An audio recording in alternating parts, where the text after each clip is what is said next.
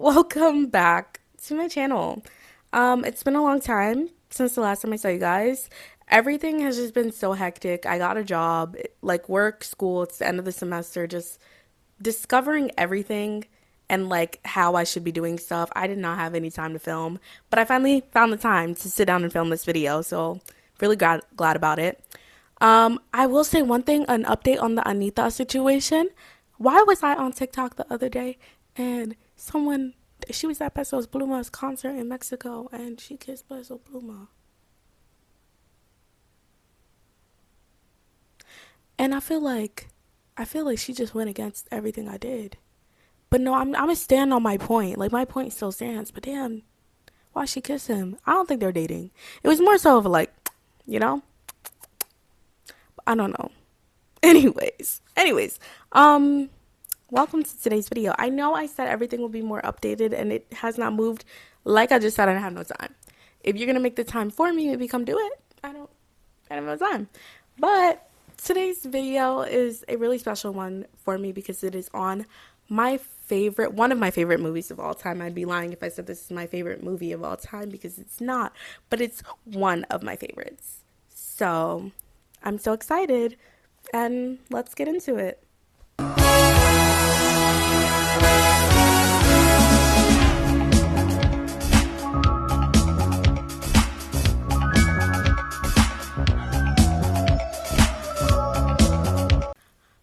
I want to be 30, flirty, and thriving.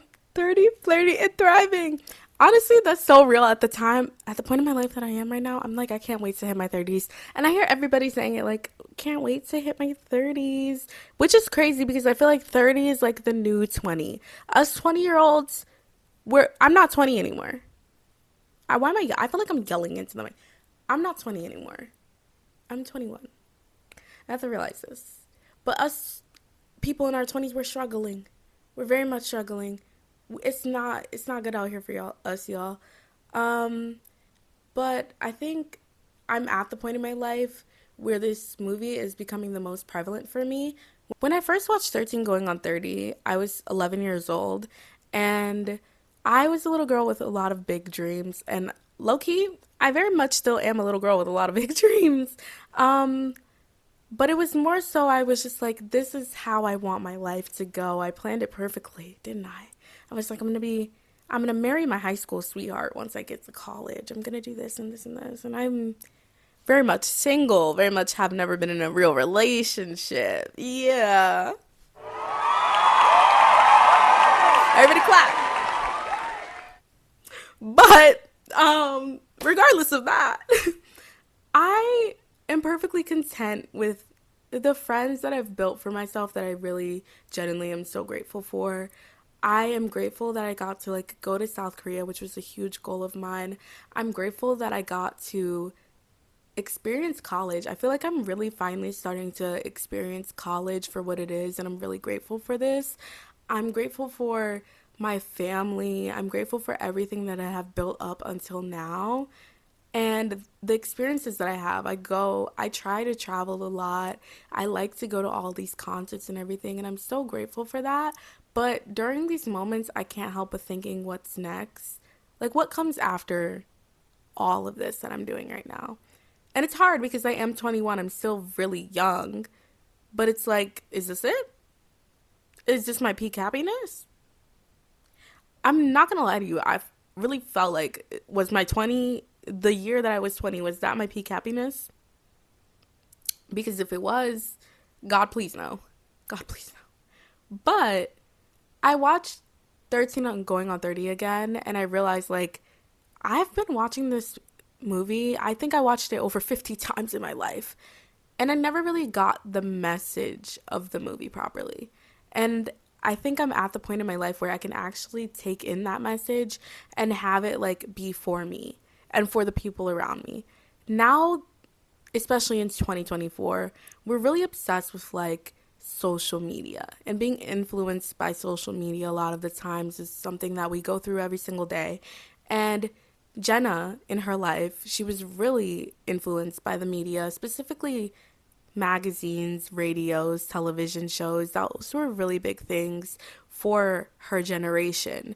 For us, we have social media.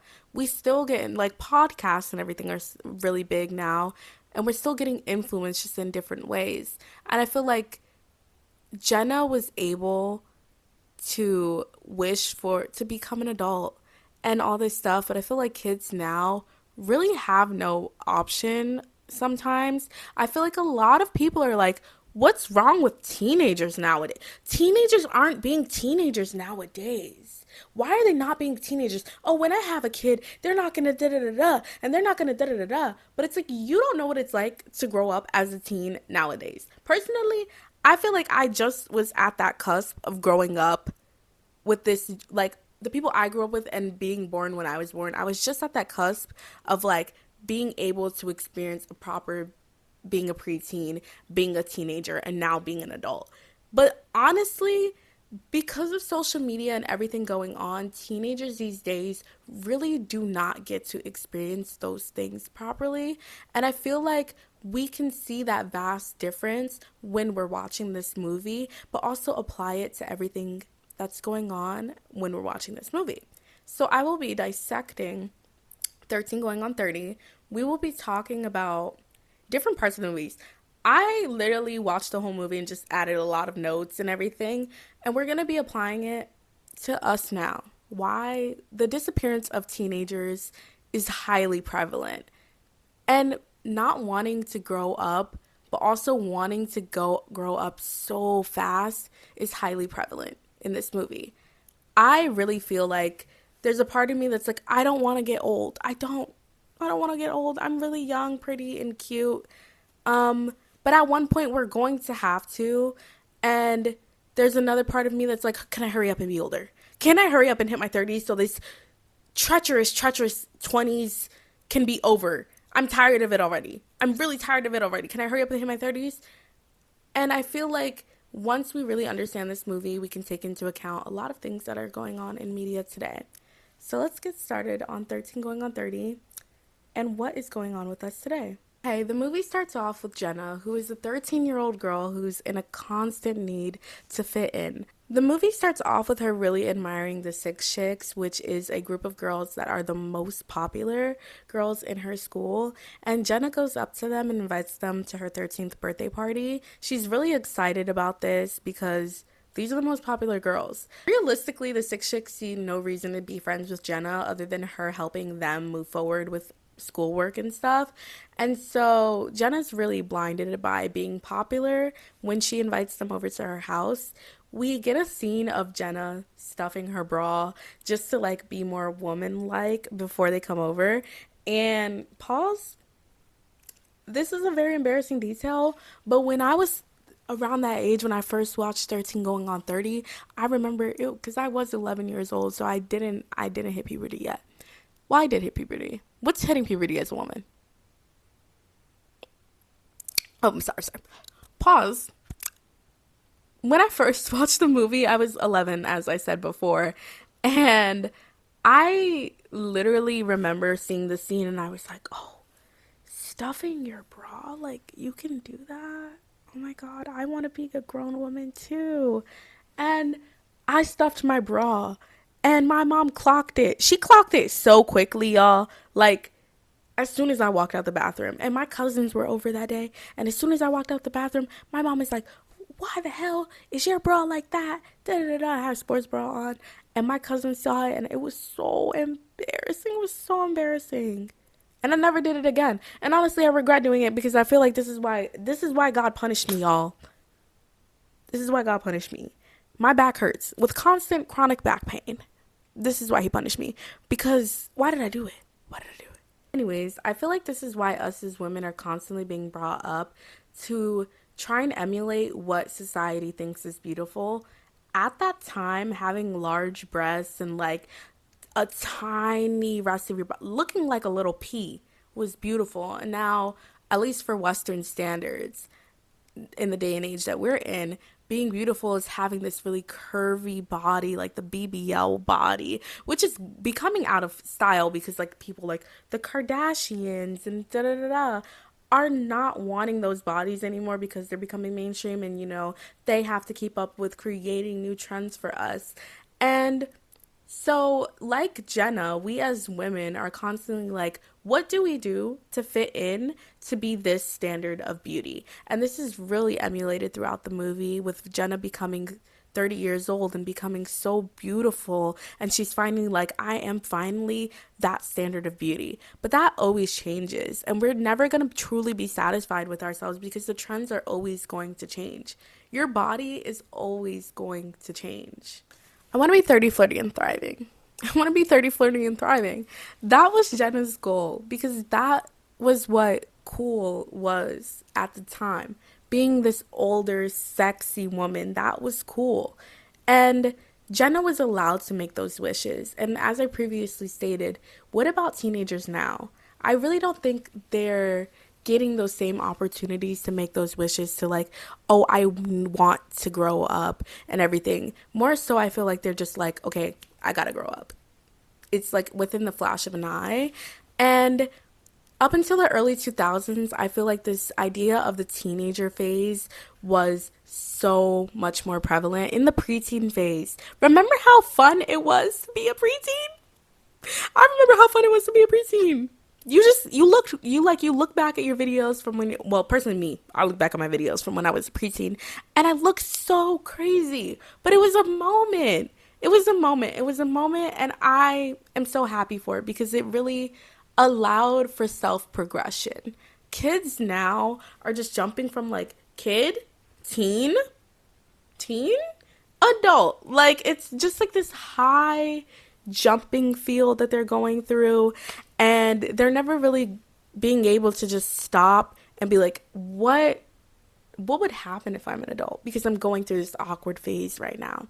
Jenna got that opportunity to just stop and ask herself that, and she really, really wanted to be an adult. That was really a goal for her. Back in the early 2000s, so 2010s, personally, because I experienced that, we had stores like Justice.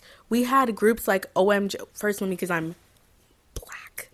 I had the OMG girls and mindless behavior. And if I didn't have those, like all the palm color people, they had Miley Cyrus, they had Demi Lovato. We all had that. I had Selena Gomez because also I'm Latina, so I had Selena Gomez and everything. I'm getting very excited. And these celebrities that were around my age that acted like they were around my age, like they were going through that same little awkward phase. They were kind of just experiencing life at the same rates that I was experiencing life. And they wore these clothing that were like not too mature for their ages. They had the crazy like colored hair and everything. And it was so fun. But nowadays, people don't have that. We see like in the movie Jenna's constantly listening to like Love is a Battlefield and looking at that music video and like Whitney Houston and everything, which are older adult videos, but Jenna like childishly dresses up to dance to these videos in a very much childlike way because she still has that wonder about her. Nowadays, girl, I was talking to my roommates about this. Kids got like sex because Sexy Red went to a high school recently and like was performing at a high school. Why is Sexy Red at a high school? And I get it sexy, get it sexy, get it sexy. I have no problem with Sexy Red. Why is she at high school? Kids don't have those musicians, those artists to look up to that are in their age range that genuinely act like they're in their age range and don't have issues. Like JoJo Siwa, please. Please, JoJo. But they also just don't have those stores they can shop at. They don't have the TV shows they can watch that are for them and everything. I feel like this is the reason that teen to preteen phase is being skipped nowadays because there isn't a proper setup for people and little kids to enjoy that phase properly. Because now we have TikTok being like, girl, go to Sephora and buy Drunk Elephant. You'll live your life. You'll have clear skin. And not mentioning all the like bad things that are in that for kids. And so they're forced to like grow out of this super quickly because of the media that's trying to curate stuff for them, but also for a more mature audience. So, moving on.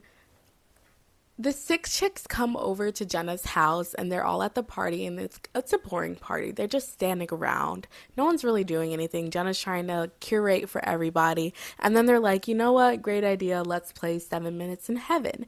And this is when Jenna goes into the closet because she thinks like her crush is going to be there. Like they're going to play 7 Minutes in Heaven. She's going to be blindfolded and he's going to be the guy that walks in.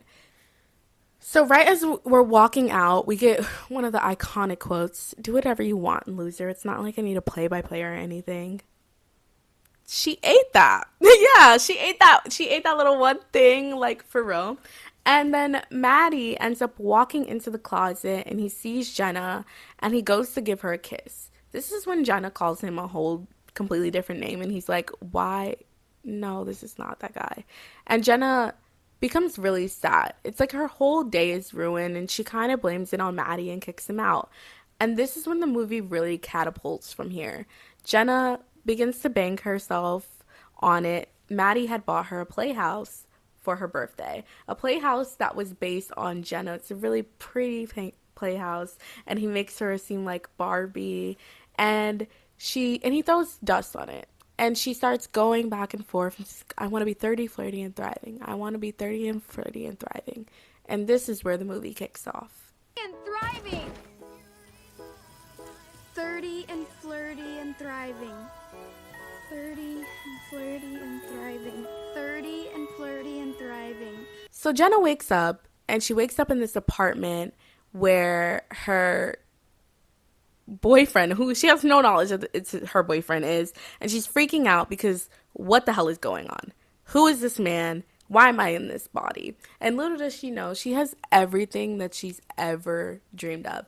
She is the editor of Poise magazine. She was the leader of the Six Chicks. She was prom queen. She was utter beauty for everyone. And she didn't really get to experience that. And that's the crazy thing, huh? Like, we're constantly wishing for all of these things, and we're never really taking in the moment and allowing ourselves to truly experience the things that we're wishing for. And Jenna's really, really happy that she got here, but she doesn't remember getting here, and that's where the problem really starts to occur. Okay, so Jenna literally is so confused on what's going on. She's learning all these new things about herself and it's out of nowhere. So who better than to ask Matt, who knows everything about me? Like, of course Matt is going to tell me all the answers. But little does she know, her and Matt have not talked in years. She goes to find Matt and he's just like, "I don't know anything about your life. I'm so sorry. I don't think I can help you." And he's able to give her like a little tidbits of what her life could have, like, he's able to give her little tidbits of what her life has become, but he's not that knowledgeable about her life. Now, off topic, but at minute 28, they got Jenna walking around New York City. And I'm personally from Jersey. I'm a Jersey girl. North Jersey, though. So I've been to New York quite a lot of times in my life. They got her walking around New York City barefoot. They got her walking around New York City barefoot, y'all. What? She can get so many different diseases. So many different diseases walking around New York City in barefoot. And the most unrealistic thing is, like, she sits down on the couch when she gets home, kicks her feet up, and her feet are not dirty. Like, that actually pissed me off. Ooh, I'm so sorry. Now we continue. Jenna gets back and she's just so ecstatic. Like, everything in her life has gone perfectly. Everything is laid out in front of her. And she's like, this is all I ever wanted. Everything is set in place. And now this is a really small encounter, but when Jenna's going up the elevator, when she comes back, she sees a younger girl who's her neighbor. Jenna genuinely takes her time to try to connect to this younger neighbor. And I think this small encounter in the beginning is so important because you can see how happy it genuinely makes this little girl that Jenna has gave her attention. I think it's really important to connect to younger generations nowadays, especially when allowing them that guidance to go through their like awkward preteen teenager phases. I feel like a lot of the time nowadays, And I'm not gonna lie to you, sometimes I am guilty of this. Me and people in my generation and older generations seem to criticize the younger generation of kids so much. Like, people are always like, y'all are not gonna have nothing, y'all don't have anything. Oh my god, it was so much better when we were growing up, and da da da da, and these kids are so fast, and these kids are so, and it's like we're criticizing them and we're constantly criticizing them, and now they feel isolated, and we're wondering, oh well, why are you guys acting like that? Well, they have no one to go to. They have no one that they can feel like, oh, they're generally genuinely there for me other than the people in their generation. So this leads to them like wanting nothing more but to feel seen, and to honestly feel seen by adults, like it or not. And I feel like a perfect occurrence of this is like the whole drunk elephant situation with the kids going into Sephora and buying drunk elephant. Yeah, that is super bad. Like, why are you buying that skincare? But also, instead of just being like, hey, I don't think this skincare will be for you, a lot of older adults took this as a thing to like, oh, let me film these random teenagers, which that's weird to begin with. Let me film these random teenagers buying these products and post it onto TikTok and post it onto social media so people could see like what is wrong with these kids these days. And just basically bash these kids instead of taking your time out of your day to be like, maybe that's not for you, babes. Maybe like this, but I don't think you need skincare right now. And honestly, we did all have our little proactive phase. Be real. Remember those proactive commercials and the like clean and fresh or something like that commercials? People were using that skincare. This isn't the first time, but guess what? Older adults helped us know that that's it's not going to be the best for you. It's not going to help you. And when we don't allow that outlet for kids, they're going to feel even more isolated at the end of the day. I would also like to say, don't act like a lot of y'all weren't buying that pink Victoria's Secret perfume and wearing, oh my God, the pink underwear. You know how pink has the underwear that says pink? Oh my God, when I was growing up, it was like a whole trend that girls would wear it and show it above their like uniform pants. I went to school where we had uniforms. And why do I see your underwear? Why are we like 12, 13 years old and I'm seeing your pink underwear? Cuz it was like a whole trend. Like, this is nothing new with like teenagers wanting to act a little bit more mature or whatever. And acting like this is becoming a huge dilemma. Oh my God, it needs to be stopped immediately. Like, this is just something that they have to go through. Trust me, when they go and their skin is messed up, they're gonna see, hey, maybe I should have never bought that drunk elephant. Maybe I should have never did that. A BBC article that I had read actually stated that kids these days are engaging in less adult activities than prior generations. I do think it's because we are still taking a time out of our days to connect with the younger generation. Whether we realize it or not, we're connecting with them on social media, and maybe sometimes in person we're connecting with them and allowing them this safe space to come to these adults and be like, oh well, yeah, this is going on, and allowing a conversation to be created between everyone has really helped kids these days be like, maybe I don't want to do this. Maybe I do want to do this. Maybe I want to engage in this. Maybe I don't want to engage in this. And I feel like that really is important, and we do have to recognize that progress that we have created when connecting to younger generations.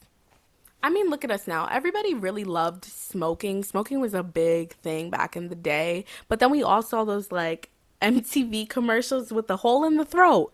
And she was talking like this, and she's like, don't get over it. And we all were like, smoking? No. Mm-mm. No, we're not going to do that. Even though y'all are smoking in different ways. But let's...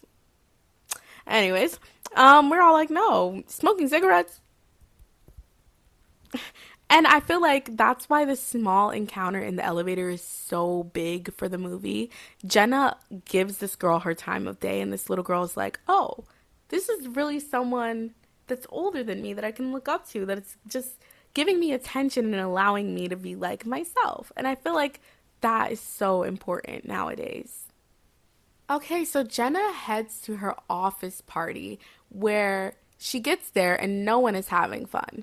No, like no one is having fun. It's so boring. Everybody's just standing around. Honestly, that's what it's like to go to a club nowadays.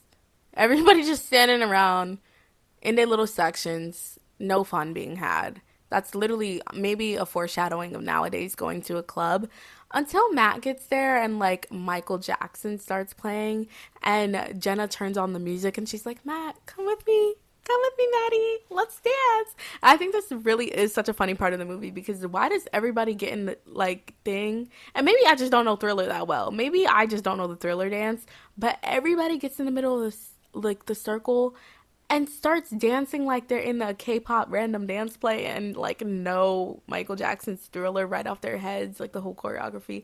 I thought that was so funny. I thought it was so hilarious.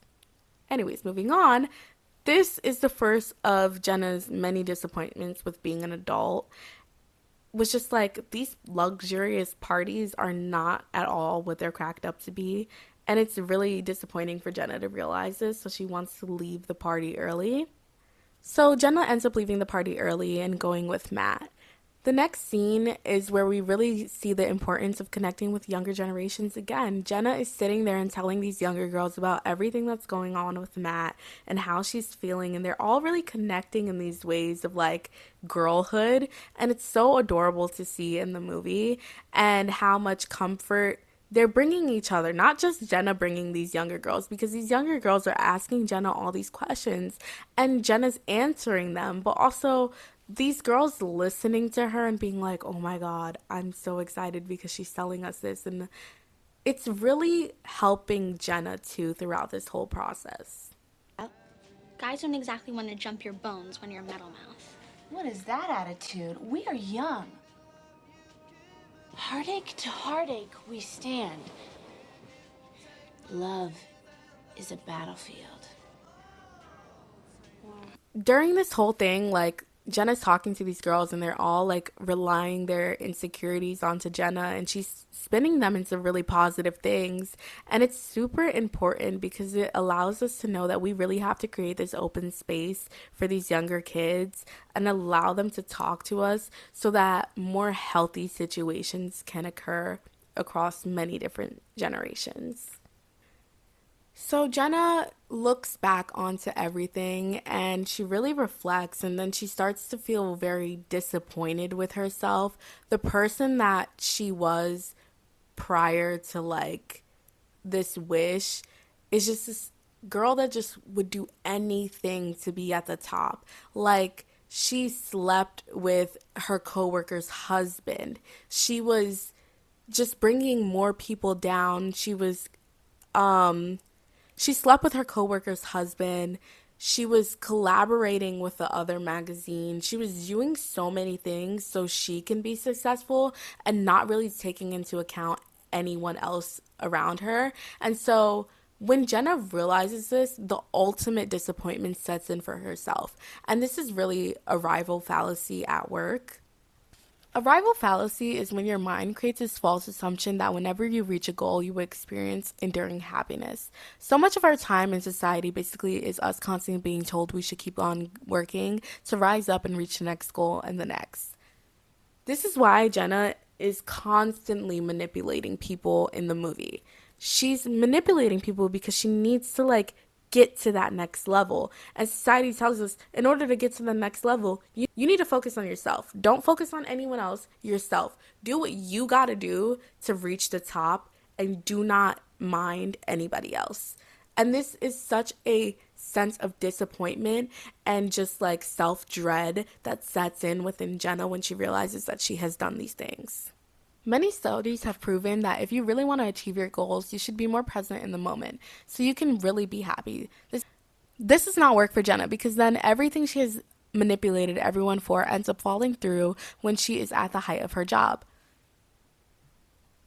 Another thing is like at minute 42, Matt calls 7 Minutes in Heaven spin the R word. And I just thought that was so reckless, and I don't know how I never noticed it in the movie before. I've watched this movie so many times and I have never noticed that he says that, and I thought it was so crazy that he freaking said that and they just kept that in. But anyways, Jenna ends up visiting her parents when she feels at her all-time low, and she just tells her mom, like, I don't know what to do anymore. I don't feel happy. And she asks her mom, like, how are you able to stay so happy? And her mom basically tells her, like, I got to experience life, Jenna. And that is the most important thing you can take away from this movie is you really need to sit there and experience life. And I need to take that away from this movie too.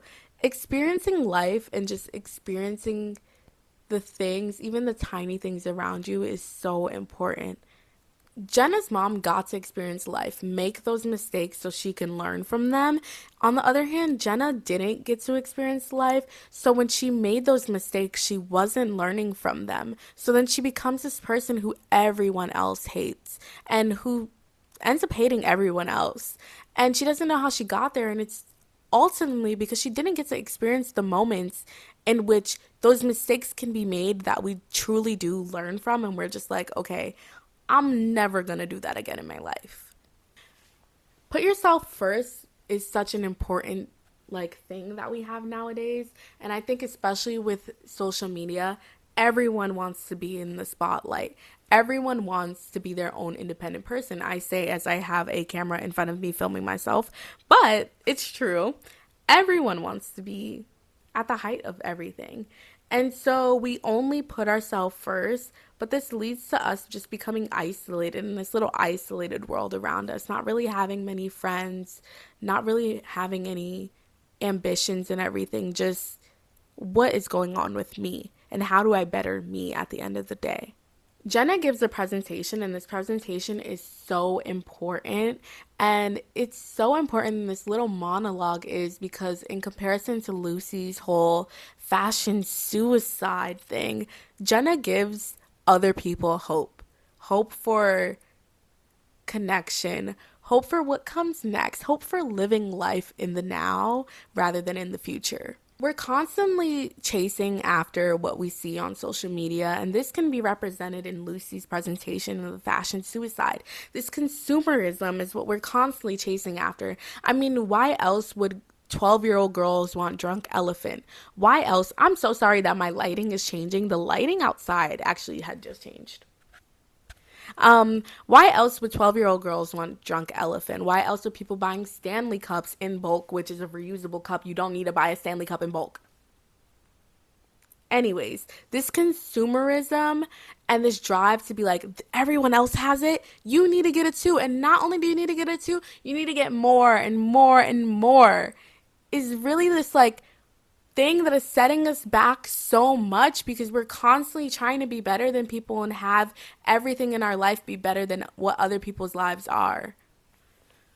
We just need to stop sometimes and just think about who am I? Who am I and how do I do these things that better myself? And it's hard because with the rise of influencer culture and all this stuff, we're constantly looking at these other people and being like, I kind of want to be like them. I want what they have. But we need to stop and truly be like, what do I want for myself? Am I okay with what I have for myself currently?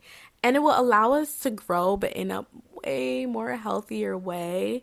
And I think once Jenna in the movie finally stopped and took in all her surroundings of her life and what everything had become, she was able to learn and grow more. And this is why she was like, I can't live this life the way I have been living this life in prior. I can't live this life the way I have been living this life prior. Look at Jenna's story. When she grew up too quickly and didn't allow herself to experience things, she just lived a life of constantly fighting for what she thought was best for her, ultimately never going to come out happy in the end. But when she went back and allowed herself to grow up and live her life through all of these awkward, rough patches, she was happy, married her best friend, moved into the cutest pink house, and truly found happiness. So I think we should all stop trying to grow up too fast, no matter what age we really are. I feel like we should give ourselves that time of day to just experience the ages that we are at and what we're going through. And even if it's really hard, right now, I'm not going to lie to you guys, it's really hard for me. But being able to sit here, film this, honestly, and reflect, I'm like, yeah, maybe I can do this differently, you have to take in all those stages that you're in and how you can better yourself from all of these. And for kids these days, it's truly not their fault that they're growing up too fast. This disappearance of the preteen phase has been happening for so long. But honestly, what we can learn, especially from this movie, is we need to allow them to connect with the world around them, make the mistakes they need to make, because everything will get better once they do. We can't stop people from acting the way they're going to act. We can't stop people from going through the phases that they're going through in their life, but we can be there for them. We can be there for them with no judgment. Sometimes judgment is needed. I will judge. But for the most part, with no judgment. Yeah. And it's not the fault of teenagers these days that the media is just constantly pushing them to just do what adults do. That's a story for a different day. But when we're being realistic about it, the marketing world and the media world is constantly being like, you need to do this, you need to do this because you need to be as good as these adults. And they're falling for it, unfortunately. But how do we change that? It's creating this space that everybody can connect, everybody can grow, everybody can reflect. And I think we really get that from 13 going on 30. I love this movie. I love how this movie is wrapped up and the lessons to be learned from it. And I'm so sorry if this went on too long. I was filming for a grip, not gonna lie to you. And I feel like I was rambling at some part, so I'm so sorry. But thank you for watching. I hope this all comes out so well post-editing. And have a great day. And I hope to see you again soon. Bye.